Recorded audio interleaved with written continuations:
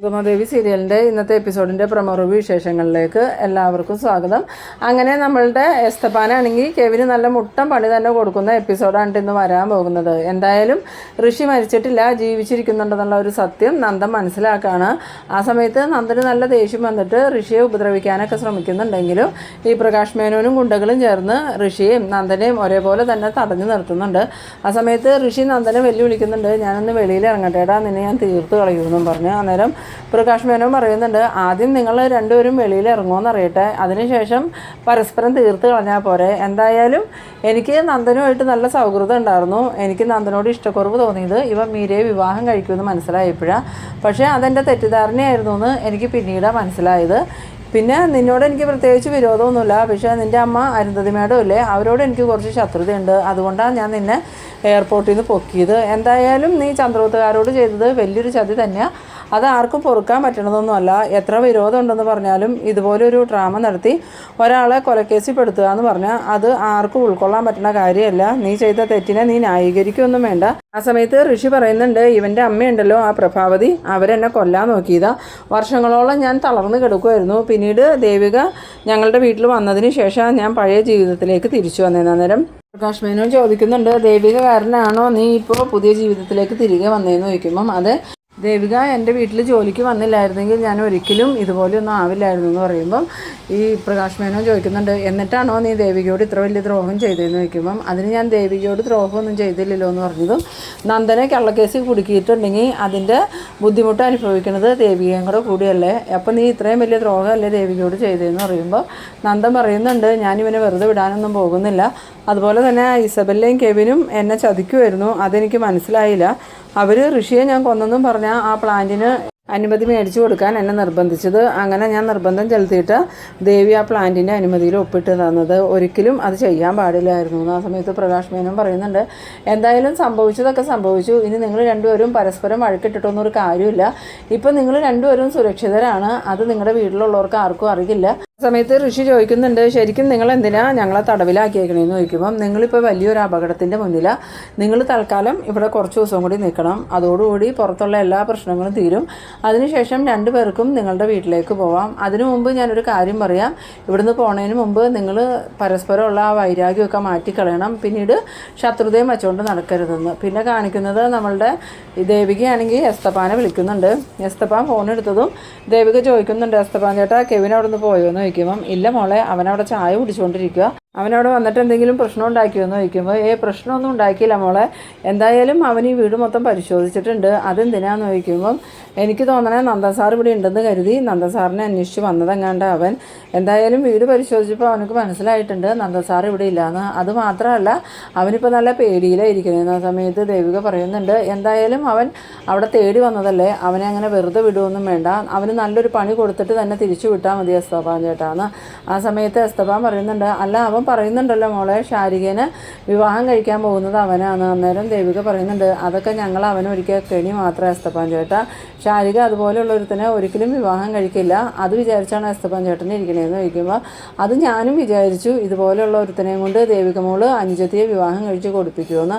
ഇനിയിപ്പോൾ കുഴപ്പമൊന്നുമില്ല മോളെ, അവനെ ഞങ്ങൾ വേണ്ട രീതിയിൽ കൈകാര്യം ചെയ്തോളാം. അവനിനി ഒരിക്കലും നന്ദൂരെ അന്വേഷിച്ച് അങ്ങോട്ട് വരരുത് എസ്തപ്പാൻ ചേട്ടാ. ആ സമയത്ത് എസ്തപ്പാൻ പറയുന്നുണ്ട്, ഇവനെ പറഞ്ഞു വിട്ടത് മിക്കവാറും ആ ഇസബെല്ല ആയിരിക്കും. എന്തായാലും ഇവർ നമ്മളെ ഫോളോ ചെയ്ത് നമ്മളുടെ പിന്നാലെ തന്നെയുണ്ട്, അതുകൊണ്ട് നമ്മൾ കൂടുതലായിട്ട് ശ്രദ്ധിക്കണം ചേട്ടാ എന്ന് പറയുമ്പോൾ എസ്തപ്പാൻ പറയുന്നുണ്ട്, അതൊക്കെ മോള് പറയാതെ തന്നെ എനിക്കറിയാം. എന്തായാലും നമ്മളിനി ഓരോ ചുവട് വയ്ക്കണതും കൂടുതൽ ശ്രദ്ധിച്ച് തന്നെയായിരിക്കും. എന്തായാലും അവനൊക്കെയുള്ള പണി ഞാൻ കൊടുത്തേക്കാം മോളേന്ന്. പിന്നീട് കാണിക്കുന്നത് നമ്മളുടെ ഇസബെല്ലേനെയാണ്. ഇസബെല്ലയാണെങ്കിൽ ഈ കെവിൻ പോയിട്ട് കാണാത്തതുകൊണ്ട് തന്നെ കെവിൻ്റെ ഫോണിലേക്ക് വിളിക്കുന്നുണ്ട്. ആ സമയത്ത് കെവിനാണെങ്കിൽ ഫോൺ എടുക്കണമെന്നില്ല. ഈ സമയത്ത് ഇസബെല്ലയ്ക്ക് നല്ല ദേഷ്യം വരുന്നുണ്ട്, ഇവനെന്താ ഫോൺ എടുക്കാത്ത, ഇവനക്ക് ആ ഫോണൊന്നും എടുത്താൽ എന്നാ പറ്റണേന്നൊക്കെ ഇങ്ങനെ ദേഷ്യപ്പെട്ടിട്ട് വീണ്ടും വിളിക്കുന്നുണ്ടെങ്കിലും ഫോൺ എടുക്കണില്ല. ആ സമയം ഇസബെല്ല ഇങ്ങനെ ആലോചിക്കുന്നുണ്ട്, ഇനിയിപ്പോൾ ഋഷിയെയും നന്ദനെയും കടത്തിക്കൊണ്ട് പോയവർ തന്നെ കെവിനെയും കടത്തിക്കൊണ്ട് പോയി കാണുമോ, ഇനി അവരുടെ ലക്ഷ്യം ഞാനായിരിക്കുമോ എന്നൊക്കെ ഇങ്ങനെ സംശയിച്ച് നിൽക്കുന്ന സമയത്ത് DYSP അങ്ങോട്ട് വരുന്നുണ്ട്. DYSPനെ കണ്ടതും ഇസബെല്ല വന്നിട്ട് പറയുന്നുണ്ട്, അപ്പോൾ പാപ്പനെ കെവിൻ വിളിച്ചായിരുന്നു എന്ന് ചോദിക്കുമ്പം ഇല്ല ബെല്ല എന്തിയെ കെവിനെ എവിടെ പോയേക്കുവാന്ന് ചോദിച്ചതും ഞാൻ ആ എസ്തപ്പാൻ്റെ വീട് വരെയും കെവിനെ പറഞ്ഞു വിട്ടതായിരുന്നു. അവിടെ നന്ദനുണ്ടോ എന്ന് എനിക്കൊരു സംശയമുണ്ട്. എന്നിട്ട് കെവിൻ പോയിട്ട് എന്തെങ്കിലും വിവരം കിട്ടിയോ എന്ന് ചോദിക്കുമ്പം ഇല്ല പാപ്പ വിവരം കിട്ടിയില്ല എന്ന് മാത്രമല്ല ഇപ്പോൾ കെവിനെക്കുറിച്ച് ഒരു വിവരമില്ല എന്ന് പറഞ്ഞു. ആ സമയത്ത് DYSP ചോദിക്കുന്നുണ്ട് എന്നാലും നീ എന്തിനാ ബെല്ല എടുത്തു ചാടി ഓരോന്ന് ചെയ്യണത്? ആ എസ്തപ്പാൻ അത്ര നല്ല ആളൊന്നുമല്ല, അയാൾ ഒരുപാട് കൊലപാതക കേസിലെ പ്രതിയാന്ന് പറഞ്ഞതും ഇസബെല്ലയാണ് ഈ പേടിയോടുകൂടി നേരാണോ പാപ്പ ഇനിയിപ്പോൾ അയാൾ കെവിനെ ഉപദ്രവിച്ച് കാണുമെന്ന് ചോദിക്കുമ്പം ഒന്നും അറിയില്ല, എന്തായാലും കുറച്ച് സമയം കൂടി നോക്കാം, എന്നിട്ടും കണ്ടില്ലെങ്കിൽ നമുക്ക് പോലീസ് സ്റ്റേഷനിൽ പോയി ഒരു കംപ്ലയിൻറ്റ് എഴുതി കൊടുക്കാം, ഞാൻ അന്വേഷിക്കുകയും ചെയ്യാമെന്ന്. പിന്നീട് കാണിക്കുന്നത് നമ്മളുടെ രജനീനെയും ഗിരീഷിനെയാണ്. രജനിയാണെങ്കിൽ ഗിരീഷിനോട് പറയുന്നുണ്ട് എത്ര ദിവസമായി ഗിരി നന്ദനെ കാണാതായിട്ട്, ഇതുവരെ നന്ദനെക്കുറിച്ച് ഒരു വിവരമില്ലല്ലോ എന്ന് പറയുമ്പോൾ ഗിരീഷൻ പറയുന്നുണ്ട് അതിനല്ലേ ദേവികയും സിദ്ധാർത്ഥ സാറും അതുപോലെ ഹരിസാറൊക്കെ അന്വേഷിക്കുന്നത്, എത്രയും പെട്ടെന്ന് നന്ദനെ കണ്ടെത്തുമെന്ന് പറയുമ്പം രജനി പറയുന്നുണ്ട് എനിക്ക് തോന്നുന്നില്ല ആ ദേവിക ശരിക്കും അന്വേഷിക്കണേയാണ്, ദേവിക മറ്റുള്ളവരെ കാണിക്കാൻ വേണ്ടി എന്തൊക്കെയോ ചെയ്തു കൂട്ടണമെന്നുള്ളൂ, അല്ലാതെ അവൾക്ക് ശരിക്കും നന്ദനെ കണ്ടെത്തണമെന്ന് ആത്മാർത്ഥമായിട്ട് ആഗ്രഹമൊന്നുമില്ല എന്ന് പറയുമ്പോൾ ഗിരീഷ് പറയുന്നുണ്ട് നിനക്കൊന്നും മിണ്ടാതിരിക്കാവോ രജനി, എപ്പോഴും നീ എന്തിനാ ഇങ്ങനെ ദേവികയെ കുറ്റപ്പെടുത്തിക്കൊണ്ടിരിക്കണേന്ന് ചോദിക്കുമ്പോൾ ഞാൻ പറയണതിനാണോ ഗിരിക്ക് പ്രശ്നം, അവൾ ചെയ്യണതൊന്നും ഗിരിക്ക് പ്രശ്നമല്ലേ എന്ന് ചോദിക്കുമ്പം അതിന് ദേവിക എന്ത് ചെയ്തെന്നാ രജനി നീ പറയണത്, നിൻ്റെ ആങ്ങളെ ഓരോരോ പ്രശ്നങ്ങളിൽ ചെന്ന് ചാടിയതിന് ദേവിക എന്ത് ചെയ്യാനാ, അതിൽ നിന്നെല്ലാം നിൻ്റെ സഹോദരനെ രക്ഷിക്കാനല്ലേ ദേവിക നോക്കണേ, അതുമാത്രമാണോ പ്രഭാവതി മേഡവും ആദ്യമൊക്കെ കാര്യങ്ങൾ അറിഞ്ഞതല്ലേ, എന്നിട്ട് അവരത് മറച്ചു വെച്ചതുകൊണ്ടല്ലേ കാര്യങ്ങൾ കൈവിട്ടു പോയെന്ന്. ആ സമയത്ത് രജനി പറയുന്നുണ്ട് നമുക്കെന്നാൽ പ്രകാശിൻ്റെ സഹായം തേടിയാലോ, എന്ത് സഹായം വേണമെങ്കിലും വിളിക്കാനാണ് അവൻ പറഞ്ഞേക്കണേന്ന് പറയുമ്പോൾ ഗിരീഷ് പറയുന്നുണ്ട് നിനക്ക് വേറൊരു പണിയില്ല രജനി, ആ ഒരു തലവേദന എടുത്ത് തലയിൽ വെച്ചിട്ട് വേണം ഇനി അടുത്ത പ്രശ്നങ്ങൾ തുടങ്ങാൻ, എന്തായാലും അവൻ പറഞ്ഞതൊന്നും ഞാനങ്ങനെ വിശ്വസിച്ചിട്ടില്ല എന്ന് പറയുമ്പോൾ രജനി പറയുന്നുണ്ട് ഗിരിക്ക് പിന്നെ ആരെയും വിശ്വാസമുള്ളത്, എനിക്ക് പ്രകാശിനെ വിശ്വാസമാണ്, പ്രകാശല്ല മീരയെ കൊന്നേന്നല്ലേ പറഞ്ഞേന്ന്. അന്നേരം ഗിരിയുടെ അമ്മ അങ്ങോട്ട് വരുന്നുണ്ട്, അമ്മ വന്നതും ഗിരിയോട് പറയുന്നുണ്ട് എനിക്കും അങ്ങനെ തോന്നുന്നുണ്ടാ, അവൻ എന്തായാലും ശിക്ഷ അനുഭവിച്ചുകൊണ്ടിരിക്കുമല്ലേ, ഇനിയിപ്പോൾ അവനല്ല കൊന്നതെന്ന് പറഞ്ഞിട്ട് കാര്യമൊന്നുമില്ലല്ലോ, എന്നാലും അവൻ മീരയെ കൊന്നിട്ടില്ല എന്ന് പറയുമ്പോൾ അതിലെന്തോ ഒരു സത്യം ഉള്ളതുപോലെ തോന്നണു, ഇനിയിപ്പോൾ അവൻ പറഞ്ഞതുപോലെ തന്നെ അരുന്ധതി എങ്ങാനും ആയിരിക്കും മീരയെ കൊന്നതെന്ന്. അന്നേരം ഗിരീഷൻ പറയുന്നുണ്ട് അതിന് അരുന്ധതിക്കും മീരയ്ക്കും തമ്മിൽ എന്ത് ബന്ധം ഉണ്ടായിട്ട് അവർ മീരയെ കൊല്ലണേന്ന് ചോദിക്കുമ്പോൾ അല്ല പ്രകാശം പറഞ്ഞത് പാവതിയെ കൊല്ലാൻ ആളെ അയച്ചപ്പം അവർക്ക് ആൾ മാറി മീരയെ കൊന്നതാണെന്നല്ലേ എന്ന് ചോദിക്കുമ്പോൾ അമ്മ അവൻ്റെ വാക്കൊക്കെ കേട്ടുകൊണ്ടിരിക്കണോ, എന്തായാലും എനിക്ക് അവൻ പറഞ്ഞതൊന്നും വിശ്വാസമില്ല, ഇനിയൊട്ട് ഞാൻ വിശ്വസിക്കാനും പോകുന്നില്ല, നിങ്ങൾ വേറെ എന്തെങ്കിലും ഉണ്ടെങ്കിൽ പറയാൻ പറഞ്ഞതും ഈ രജനി പറയുന്നുണ്ട് എനിക്കൊന്ന് ചന്ദ്രോത്ത് വരെ പോകണമായിരുന്നു ഗിരിന്ന്. അന്നേരം ഈ ഗിരീഷ് പറയുന്നുണ്ട് വേണ്ട നീ പോയിട്ടുണ്ടെങ്കിൽ പിന്നെ അതും പറഞ്ഞ് നീയും പ്രഭാവതി മേഡവും കൂടി ദേവികയെ കുറ്റപ്പെടുത്തിക്കൊണ്ടിരിക്കും, ഇപ്പോൾ ദേവിക ഒരു പ്രകാരം കാര്യങ്ങളൊക്കെ റെഡിയാക്കിക്കൊണ്ടിരിക്കുകയാണ്. പിന്നീട് കാണിക്കുന്നത് നമ്മളുടെ ഭാർഗവീനെയാണ്. ഭാർഗവിയാണെങ്കിൽ മുരളിയോട് ചോദിക്കുന്നുണ്ട് എന്തായുടെ കാര്യങ്ങൾ, നന്ദമോനെക്കുറിച്ച് എന്തെങ്കിലും വിവരം കിട്ടിയോയെന്ന് ചോദിക്കുമ്പം നിലവിൽ വിവരമൊന്നും കിട്ടിയിട്ടില്ല, പക്ഷേ നന്ദനെ കണ്ടെത്താനുള്ള വഴികളെല്ലാം ദേവിക റെഡിയാക്കിയിട്ടുണ്ട്. പിന്നെ അമ്മയെ വേറൊരു രസം ഉണ്ടായിരുന്നു, എസ്തപ്പാൻ്റെ വീട്ടിലേക്ക് ഈ കെവിൻ നന്ദനെ അന്വേഷിച്ച് ചെന്നിട്ടുണ്ടായിരുന്നു. അന്നേരം ഭാർഗവി ചോദിക്കുന്നുണ്ട് അതിന് നന്ദന എസ്തപ്പാൻ്റെ വീട്ടിലില്ലല്ലോ, പിന്നെ എന്തിനാ എസ്തപ്പാൻ്റെ വീട്ടിലേക്ക് ചെന്നതെന്ന് ചോദിക്കുമ്പം അതവർക്ക് അറിയില്ലല്ലോ, എസ്തപ്പാൻ്റെ വീട്ടിലുണ്ടെന്ന് വിചാരിച്ച് അവിടെ ചെന്ന് എല്ലാവിടവും പരിശോധിച്ചു, എന്നിട്ട് എസ്തപ്പാൻ അവനെ വെറുതെ വിട്ടോന്ന് ചോദിക്കുമ്പം അതല്ലേ രസം, എസ്തപ്പാൻ ചേട്ടൻ അവനക്ക് കണക്കിന് കൊടുത്താൽ വിട്ടേന്ന്. ആ സമയം ഭാർഗവി പറയുന്നുണ്ട് എന്തായാലും അവനെ എൻ്റെ കൈ കിട്ടാത്തത് അവൻ്റെ ഭാഗ്യം, എൻ്റെ നേരെ വന്നിട്ടുണ്ടെങ്കിൽ അവനെയും ആ ഇസബല്ലേനെ ഞാൻ അടിച്ചൊരു പരുവാക്കൂന്ന്.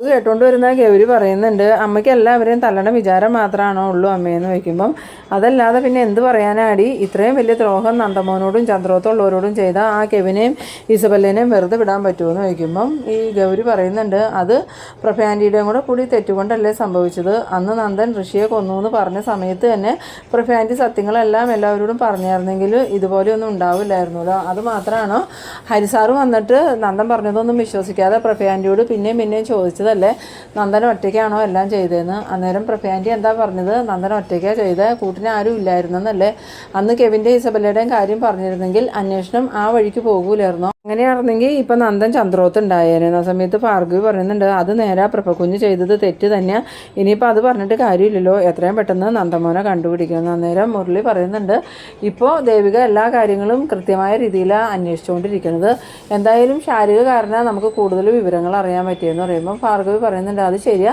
ശാരികനെ ഞാൻ ഒരുപാട് വഴക്ക് പറയുകയോ അപമാനിക്കുകയോ ഒക്കെ ചെയ്തിട്ടുണ്ട്, പക്ഷേ അവൾ നല്ലവളാന്ന് പറയുമ്പോൾ ഗൗരി പറയുന്നുണ്ട് അമ്മയ്ക്ക് മിനിറ്റിന് അഭിപ്രായം മാറുവാണല്ലോ, ഇതിനു മുമ്പ് ശാരിക തലതെറിച്ചവളാന്നല്ലേ പറഞ്ഞുകൊണ്ടിരുന്നതെന്ന് ചോദിക്കുമ്പം അത് അവൾ വിവാഹത്തിൽ നിന്ന് പിന്മാറിയപ്പോൾ എനിക്ക് ദേഷ്യം വന്നു, അതുകൊണ്ടാണ് ഞാൻ അങ്ങനെയൊക്കെ പറഞ്ഞിരുന്നത്. പിന്നീട് കാണിക്കുന്നത് നമ്മളുടെ നന്ദനെ, ഋഷിനെയും പ്രകാശ് മേനോനെയാണ്. നന്ദനും ഋഷിക്കും പരസ്പരം നല്ലോണം ഇടി കൂടണം എന്നൊക്കെ തോന്നുന്നുണ്ടെങ്കിലും പ്രകാശ് മേനോൻ പറയുന്നുണ്ട്, നിങ്ങൾ രണ്ടുപേരും അടങ്ങി ഒതുങ്ങി ഇവിടെ കഴിഞ്ഞോളണം, നിങ്ങൾ പ്രശ്നം ഉണ്ടാക്കിയിട്ടുണ്ടെങ്കിൽ എൻ്റെ സ്വഭാവം മാറും. എന്തായാലും ഞാനിപ്പോൾ ശ്രമിക്കുന്നത് നിങ്ങൾ രണ്ടുപേരെയും ഒരു കുരുക്കിൽ നിന്ന് രക്ഷപ്പെടുത്താനാന്ന് പറയുമ്പോൾ ഋഷി പറയുന്നുണ്ട്, എന്ത് കുരുക്കിൽ നിന്ന് രക്ഷപ്പെടുത്താനാണ് നിങ്ങൾ നോക്കണേ, എന്നെ എത്രയും പെട്ടെന്ന് എൻ്റെ അമ്മയുടെ അടുത്ത് എത്തിക്കണം, ഇല്ലെങ്കിൽ നിങ്ങൾ വിവരം അറിയുമെന്ന് പറയുമ്പോൾ ഞാൻ എന്ത് വിവരം അറിയാനാടാ, നിൻ്റെ അമ്മ അന്വേഷിച്ചിട്ട് നിന്നെ ഇതുവരെ കണ്ടെത്താനൊന്നും പറ്റിയില്ലല്ലോ എന്ന് പറയുന്നു. ഋഷി ചോദിക്കുന്നുണ്ട്, നിങ്ങൾ എന്തിനു വേണ്ടിയിട്ടാണ് എന്നെ ഇവിടെ തടവിലാക്കിയേക്കണേ? പണത്തിനാണെങ്കിൽ എൻ്റെ അമ്മയോട് പറഞ്ഞ് ഞാൻ നിങ്ങൾക്ക് ആവശ്യമുള്ള പണം വാങ്ങിത്തരാം, എന്നെ ഒന്ന് വിട്ടയക്കാൻ പറയുമ്പോൾ പ്രകാശ് മേനോൻ പറയുന്നുണ്ട്, നിന്നെ അങ്ങനെ വിട്ടയക്കാനല്ലോ ഞാൻ ഇങ്ങോട്ട് പിടിച്ചുകൊണ്ട് വന്നത്, ഈ ചന്ദ്രോത്തുള്ളവരോട് ചെയ്ത ദ്രോഹത്തിന് നിന്നെ ശരിക്കും അനുഭവിപ്പിക്കാൻ വേണ്ടി തന്നെയാണ് ഞാൻ ഇങ്ങോട്ട് കൊടുക്കുന്നത്. എന്തായാലും ചന്ദ്രോത്തുകാരോട് എനിക്ക് കുറച്ച് കടപ്പാടൊക്കെ ഉണ്ടെന്ന്. ആ സമയത്ത് നന്ദൻ പറയുന്നുണ്ട്, ചന്ദ്രോത്തുകാരോട് കടപ്പാടുണ്ടെന്നും പറഞ്ഞ് എന്നെ ഇവിടെ തടവിലാക്കിയേക്കണേ എന്തിനാന്ന് ചോദിക്കുമ്പം പ്രകാശ് മേനോൻ പറയുന്നുണ്ട്, നീ ഇപ്പോൾ പുറത്തിറങ്ങിയിട്ടുണ്ടെങ്കിൽ ചിലപ്പോൾ അത് നിൻ്റെ ജീവന് തന്നെ ആപത്താവും, അതുകൊണ്ടാണ് നിന്നെ ഞാൻ വെളിയിലേക്ക് വിടാത്ത.